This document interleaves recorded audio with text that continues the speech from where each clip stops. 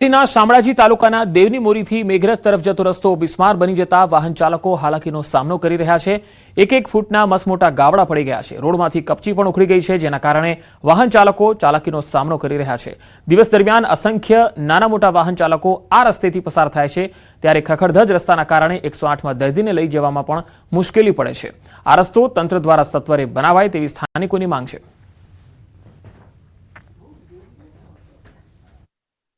જ્યારે ગંભીર ઇમરજન્સી હોય ને એ વખત બહુ હાલત બહુ ખરાબ થઈ જાય છે। જ્યારે કોઈ અકસ્માત હોય, કોઈ બીમાર હોય એ માણસ એ વખત લઈ જતા તકલીફ વધારે પડે છે। સુપ્રસિદ્ધ યાત્રાધામ શામળાજીને નવો તાલુકો જાહેર કરવામાં આવ્યો, પરંતુ જે તાલુકો છે તેના જે રસ્તા જે અન્ય તાલુકાને જોડે છે એ રસ્તા અતિ બિસ્માર હાલતમાં છે। આપણે અત્યારે ઊભા છીએ શામળાજીથી મેઘરજ તરફનો જે રસ્તો છે, જે દેવની મોરી, વાઘપુર, ઈસરી એલાવાડા તરફ જાય છે, એ રસ્તાની હાલત આપ જોઈ શકો છો કે ખખડધજ થઈ ચૂક્યો છે અને વર્ષોથી આ સ્થિતિમાં છે। કોઈપણ પેવર કામ કરવામાં આવ્યું નથી, સમારકામ કરવામાં આવ્યું નથી, તેના કારણે લોકોને ભારે મુશ્કેલી પડે છે। અને આ સંજોગોમાં આપ જોઈ શકો છો જે પ્રકારે આ કોન્ક્રીટના જે હાલ ઉખડીને બહાર આવી ચૂક્યા છે, એટલે કે જે અહીં જે વાહનો અહીંથી પસાર થાય છે તેમને નુકસાન જાય છે। અહીંના જે ગ્રામજનો છે એ તંત્ર પાસે માગણી કરી રહ્યા છે કે રસ્તો નવો બનાવી આપવામાં આવે। જ્યારે તમે તાલુકો નવો જાહેર કરો છો તો જે વિકાસ થવો જોઈએ તાલુકાનો એ વિકાસ થયો નથી, અને આ સંજોગોમાં સ્થાનિકો માગણી કરી રહ્યા છે કે નવો રસ્તો બનાવવામાં આવે, જેથી તેમનો જે વિકાસ છે વિકાસના રસ્તે તેઓ પણ જોડાઈ શકે। હાર્દિક પટેલ, ન્યૂઝ 18 ગુજરાતી, અરવલ્લી। હોળીને લઈ ફૂલડોલ ઉત્સવની તૈયારી। તહેવારોમાં દર્શનાર્થીઓ સાથે કોઈ દુર્ઘટના ન સર્જાય તે માટે તંત્ર સચેત છે। ગોમતી ઘાટ પર તંત્ર દ્વારા રેસ્ક્યુ ટીમો તૈનાત કરાઈ છે। ગોમતી ઘાટે સ્નાન કરવા આવતા યાત્રિકો ડૂબે નહીં તે માટે ડીવાયએસપી દ્વારા સઘન પેટ્રોલિંગ રાખવાની સૂચના છે। ફૂલડોલના અનુસંધાને દ્વારકા આવેલ દર્શનાર્થીઓ ગોમતી તટેથી દર્શન દરમિયાન ડૂબવા અને તણાવવાની ઘટના ન બને તે માટે તંત્ર એક્શન મોડમાં આવ્યું। દ્વારકા એસડીપીઓ સાગર રાઠોડ અને એસડીઆરએફની ટીમ ગોમતી નદીમાં પેટ્રોલિંગ કરીને લોકોને તકેદારી રાખવા સૂચન આપી રહી છે।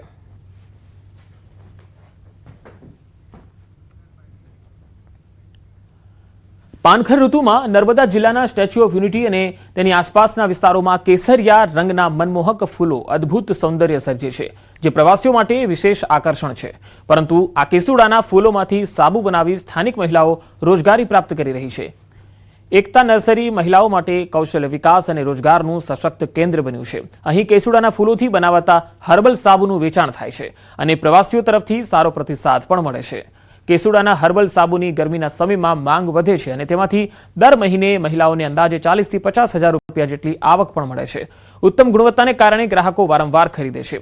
આ પહેલ સ્થાનિક સ્તરે મહિલા સશક્તિકરણ અને સ્વરોજગારીનું ઉત્તમ ઉદાહરણ બની રહી છે। તસવીરોમાં તમે જોઈ શકો છો કેસુડાના ફૂલોમાંથી જે હર્બલ સાબુ બનાવાય છે તેનાથી અહીંની સ્થાનિક મહિલાઓ છે તેમને રોજગાર મળી રહ્યો છે। ગરમીની સિઝનમાં કેસુડાના સાબુની ડિમાન્ડ ખૂબ રહે છે અને કેસુડાના અહીંયા ઝાડ તમે જોઈ શકો છો કે જે આ વિસ્તારમાં મોટી સંખ્યામાં જોવા મળે છે। સારી એવી આવક છે। કેસુડાના સાબુની વાર્ષિક આવક 2 થી 2.5 લાખની આવક છે। કેસુડાના સાબુ અમે બનાવીએ છીએ। માર્કેટિંગ માટે એકતા નર્સરી, આરોગ્યવન, ફોર્ચ્યુન હોટલ છે, આજુબાજુ બીજી પણ હોટલો છે, ત્યાં અમે આપીએ છીએ। સ્ટેચ્યુ ઓફ યુનિટીની આજુબાજુના જંગલમાં આપણે કેસુડાના ઘણા ફૂલો મળી આવે છે। ઝાડો બી ઘણા બધા છે, એટલે બેનો કલેક્ટ કરે છે, કેસુડાના સાબુ બનાવે છે અને અહીંયા અમને સેલ માટે આપે છે। ઉનાળાના ગરમીના ટાઈમની અંદર આપણે આ કેસુડાના જે સાબુ છે એ આપણે 40 થી 50 હજાર સુધીનું સેલ થઈ જાય છે। ધાનેરા એપીએમસીમાં મિની વેકેશન છે। ધૂળેટી અને હોળીના પર્વને લઈ 5 દિવસનું મિની વેકેશન અપાયું છે। એપીએમસીમાં કામ કરતા મજૂરો વતન જતા વેકેશન આપવામાં આવ્યું। ધાનેરા એપીએમસીમાં રાજસ્થાની મજૂરો વધારે છે અને મજૂરોએ રાજસ્થાન તરફ વાટ પકડી છે, ત્યારે રાજસ્થાનની જેમ ધાનેરામાં પણ હોળી ધૂળેટીનું વિશેષ મહત્વ છે। દર વર્ષની માફક આ વર્ષે પણ ધાનેરા એપીએમસીમાં મિની વેકેશન રાખવામાં આવ્યું છે। જય રણછોડના નાદથી ડાકોર જવાના માર્ગો ભક્તિના રંગમાં રંગાઈ ગયા છે। અમદાવાદના હાથીજણમાં ભક્તોનો મહાસાગર ઉમટ્યો। પદયાત્રીઓમાં ડાકોર જવા માટે બેવડો ઉત્સાહ જોવા મળી રહ્યો છે। આ વર્ષે ડાકોરના દર્શને જતા પદયાત્રીઓ માટે વિશેષ સુવિધાઓ કરવામાં આવી રહી છે।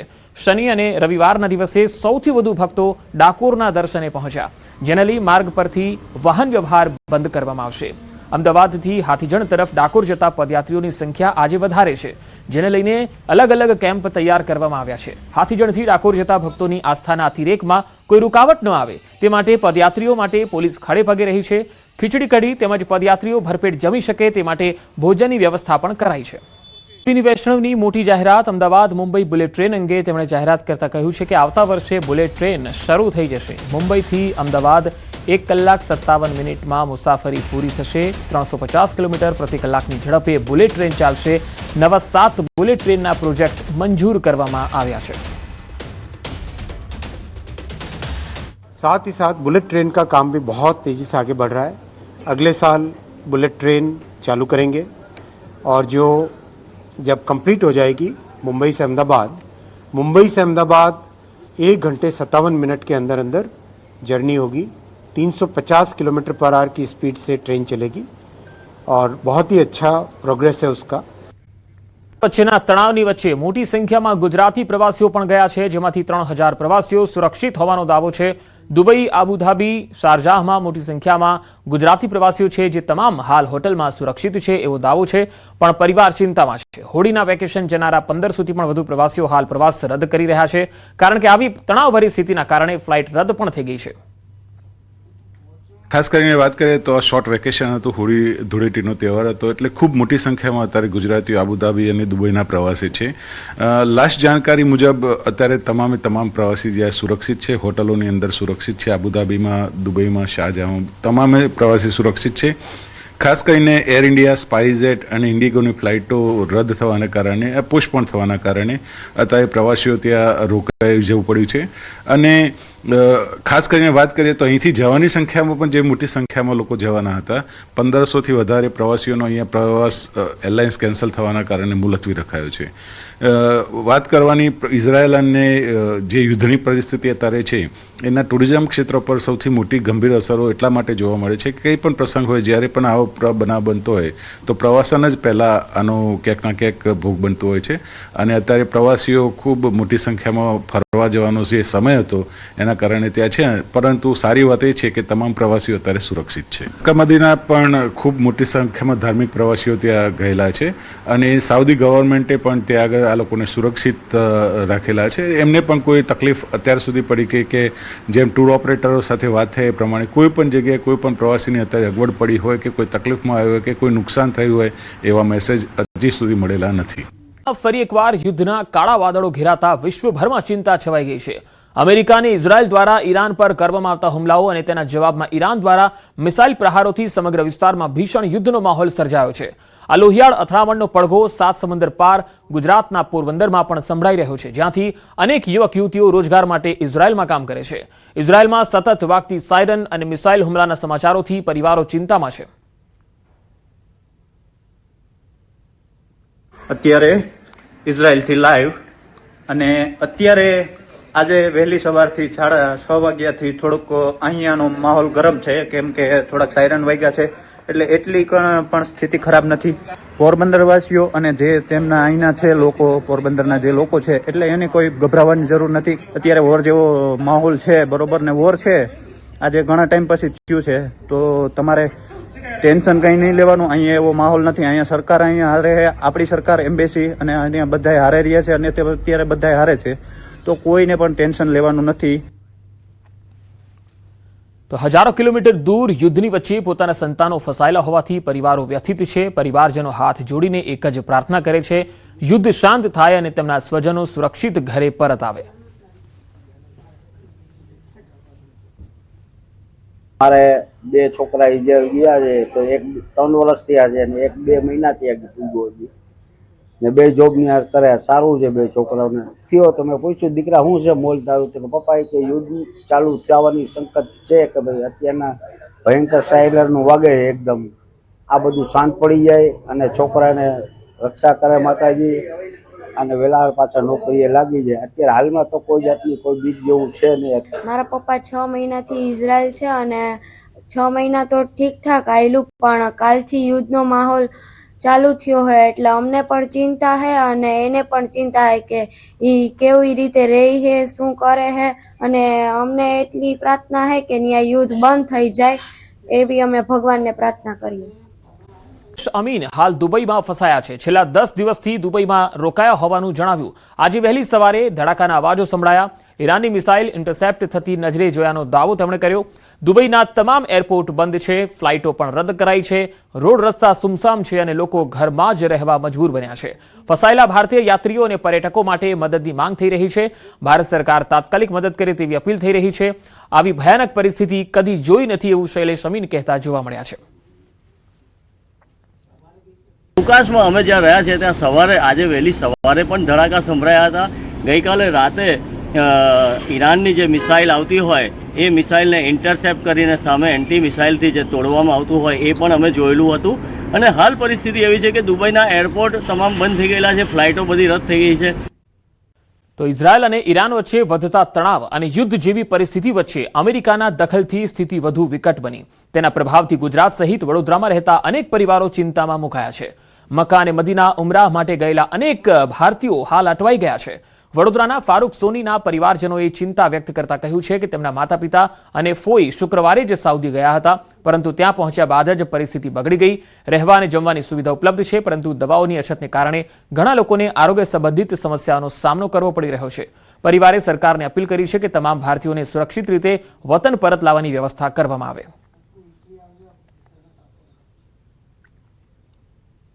પપ્પા અને મારા ફોઈ એ ત્રણેય જણા આપણે શુક્રવારની ફ્લાઇટથી બપોરની ફ્લાઇટ હતી જિદ્દા ગયા હતા સાઉદી અરેબિયા, જેના આપણે ત્યાં પહોંચ્યા છે અને બીજા દિવસે એમના મુશ્કેલીનો સામનો કરવો પડી રહ્યો છે. એ પહોંચવાની સાથે જ બીજા દિવસે મુશ્કેલી ઊભી થઈ છે. અહીંયા એમને રહેવા ખાવા પીવા માટેની વ્યવસ્થા કરી દેવામાં આવી છે.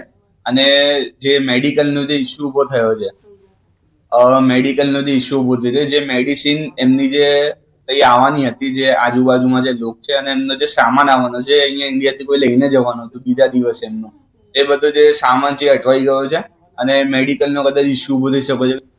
ઇઝરાયલમાં યુદ્ધના કારણે કેટલાક પ્રવાસીઓ દુબઈમાં ફસાયા છે. રાજકોટના જયંત ભૂબતાણીનો પરિવાર દુબઈમાં અટવાયો છે. હાલ પરિવાર વિડીયો કોલના માધ્યમથી એકબીજાના સંપર્કમાં છે. દુબઈમાં અટવાયેલા ગુજરાતીઓને સરકાર તાત્કાલિક પરત લાવે તેવી માંગ ઉઠી છે.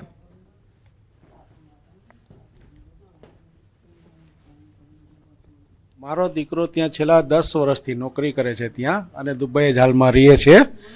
અને ત્યાંનું વાતાવરણમાં એવું છે કે અત્યારે ત્યાં પોઝિશન એટલી બધી એવી થઈ ગઈ છે કે ગઈકાલે રાત્રે ત્યાં એડવાઇઝરી જાહેર કરવી પડી એ લોકોને કે ભાઈ તમે લોકો જ્યાં છો ત્યાં તમારા ઘરમાં જ રહ્યો, ઘરની બહાર નીકળવાનું બંધ કરી દો. તમે આપણી સરકારને રિક્વેસ્ટ એટલી જ કરવાની કે આપણા જેટલા ભારતીયો ત્યાં રહે છે એ લોકોને બધાને એ લોકોને સારી રીતે રહી શકે એવી કાંઈક વ્યવસ્થા કરે. અને જો ભારત આવા એ લોકો ઈચ્છતા હોય તો ભારત એ લોકોને પરત લાવવા માટે મહેનત કરે થોડીક. ના બાલોટ ગામ સહિત અનેક ગામોમાં નદીમાં કેમિકલયુક્ત પાણી છોડાતા સ્થાનિકોમાં ભારે રોષ ફેલાયો છે. ઉબેણ અને ઓઝત નદીમાં છોડાતા ઝેરી પાણીથી શિયાળુ અને ઉનાળુ પાક બળી જતો હોવાની ફરિયાદો ગામના લોકો કરે છે. ખાસ કરીને ખેતી પાકને ભારે નુકસાન થઈ રહ્યું છે. આંબા સહિતના પાકોમાં ફૂલ અને નાની ફળાવસ્થા દરમિયાન કેમિકલવાળું પાણી અડતા જ આખો પાક ખરાબ થઈ જાય છે. ખેડૂતની આખી સિઝનની મહેનત અને મૂડી માટીમાં મળી રહી છે. પશુપાલન અને માનવ આરોગ્ય પર પણ તેની ગંભીર અસર થઈ રહી છે. આ ઝેરી પાણીના કારણે પશુઓમાં અને લોકોમાં રોગચાળો ફેલાય છે. ગામોમાં ચામડીના રોગોમાં પણ વધારો થયો છે. અનેક રજૂઆતો છતાં સમસ્યાનો કાયમી ઉકેલ ન આવતા લોકોમાં ભારે નિરાશા છે. ગ્રામજનોએ આગામી ચૂંટણીમાં મતદાનના બહિષ્કારની ચીમકી આપી. ઉનાળામાં અમારે કુવાના તર હેઠા જવાથી પશુઓને નદીએ પાણી પીવા લઈ આવો હોય ને તો અમે આડા કરીએ છીએ, કારણ કે આ પાણી એટલું ઝેરી છે. આ તમે કોઈ પણ આવી એના ગામમાં તપાસ કરો પેલા કે પશુઓમાં કેટલા રોગ છે, જમીનની અંદર કેટલું નુકસાન થાય છે ને કે એની કોઈ સીમા નથી. ધારાસભ્યને રજૂઆત કરી, સંસદ સભ્યને રજૂઆત કરી, છતાં પણ એ લોકો જરા પણ આ બાબતમાં ધ્યાન આપતા નથી. એ પાણી જેતપુર અને જુનાગઢનું કેમિકલ કારખાનાનું બધું પાણી આમાં છોડી અને આ પાણી કેમિકલ યુક્ત થઈ ગયેલું છે. અને આજખરે ગામ અમે નક્કી કરી લીધું કે ભાઈ બહિષ્કાર કરવા, મતદાનમાં બહિષ્કાર કરવા તૈયાર છે ગામ. ચામડીના રોગો, લોકોને રોગો, પશુને રોગો, બાગાયતને રોગો, જમીનને રોગો, અત્યારે નવાય એમ નથી, પીવાય એમ નથી. એટલે મહેરબાની કરી સરકારને વિનંતી. આંતરધર્મી લગ્ન વિવાદમાં નવો વળાંક સામે આવ્યો. સંસ્થા સામે યુગલે ગંભીર આક્ષેપ કર્યા. લગ્ન નોંધણી પૂર્ણ થયા બાદ મીડિયા સમક્ષ રજૂ થયેલા યુવક યુવતીએ સમગ્ર ઘટનાક્રમ અંગે ખુલાસો કર્યો. લગ્ન કરાવતી યશવી નામની સંસ્થા પર પ્રસિદ્ધિ મેળવવા માટે તેમનો ઉપયોગ કર્યાનો ગંભીર આક્ષેપ કર્યો. નોંધનીય છે કે સંસ્થા દ્વારા આયોજિત સમૂહ લગ્ન સમારોહમાં આંતરધર્મીય યુગલને લઈ વિવાદ સર્જાયો. યુવક યુવતીએ લગ્ન નોંધણી કરાવ્યા બાદ મીડિયા સામે તેમને રજૂ કરી લગ્ન કરાવતી સંસ્થા પ્રસિદ્ધિ લૂંટવાનો પ્રયાસ કર્યો હતો, પરંતુ વિવાદ થતાં લગ્ન રદ કર્યા હતા. હવે યુગલે સંસ્થાની કાર્યવાહીથી તેઓની છબી બગડી હોવાનું કહી આક્ષેપ કર્યો. આ આક્ષેપો બાદ સંસ્થા તરફથી સત્તાવાર પ્રતિક્રિયા સામે આવવાની બાકી છે, જ્યારે યુગલે યોગ્ય તપાસ અને ન્યાયની માંગ કરી. ત્યાં પહોંચ્યાની સાથે થોડી જ વારમાં યશવી ફાઉન્ડેશનના ગાયત્રીબેન દ્વારા કહેવામાં આવ્યું કે તમારે એક ઇન્ટરવ્યૂ આપવું પડશે, જેના માટે મેં સાફ ઇનકાર કર્યો હતો. તે છતાં જૂઠા દિલાસા અને લાગણીનો આશય લઈને તેમણે અમને કહ્યું કે અમે તમારા માટે આટલું બધું કરીએ છીએ તો તમારે પણ આટલું તો કરવું જ પડશે. ત્યારબાદ ચાલતા વિવાદોને કારણે અમે લગ્ન કરાવી ન શકીએ એમ તે લોકો દ્વારા સોશિયલ મીડિયા પર જાણ કરવામાં આવી હતી, જેની અમને કોઈ જાણ એ લોકોએ કરી નથી અને આ રીતે એ લોકોએ પીછેહટ કરી લીધી છે.